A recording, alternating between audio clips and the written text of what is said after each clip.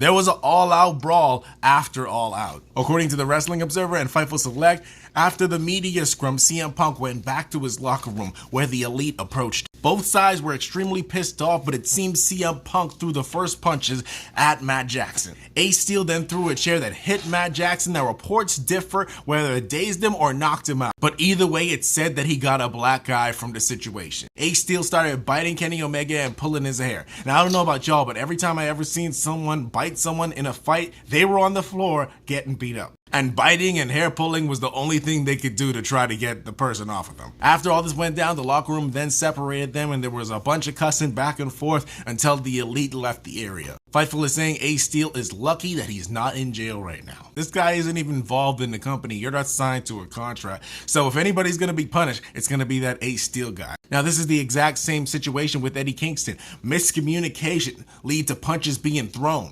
By all reports, it seems CM Punk threw the first punches. So is he gonna get punished? Needless to say, all reports are saying this Ace Steel guy will never be welcome back in AEW. Now, my opinion on the matter, a lot of people were saying the Elite shouldn't approach CM Punk while he was clearly pissed off. The man literally invited you to approach him. So that argument is out the window. And I see people on both sides of the argument here. What I want to know here, like the same situation with Eddie Kingston. Did CM Punk communicate that he did not want Colt Cabana being talked about on TV? And then when he came back and brought up one line from a month ago that nobody remembered, did he go to Hangman Page or the Elite and talk to them about this before he went on TV and made a big deal out of it? Going by reports I've seen, no. He just went off on TV, didn't let anybody know what was going on. Fightful is reporting that several talent backstage said CM Punk was selfish and arrogant and that he's not the locker room leader that he says he is. Honestly, I might be biased because I don't like CM Punk, but Tony Khan should have shut this down in the interview.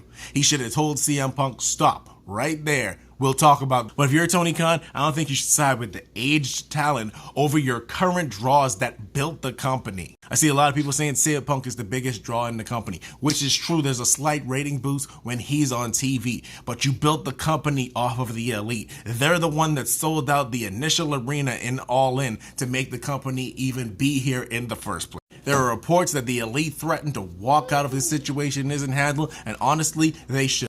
Because if Tony Khan is not willing to handle business, then y'all shouldn't be there.